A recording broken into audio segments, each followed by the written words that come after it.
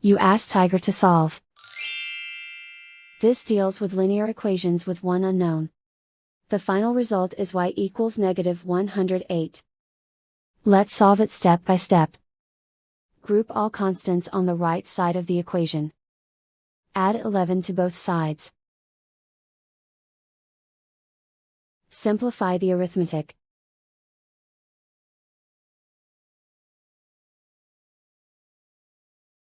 Isolate the y. Multiply both sides by 6. Group like terms. Multiply the coefficients. Simplify the arithmetic.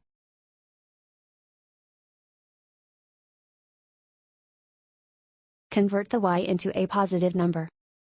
Multiply both sides by -1.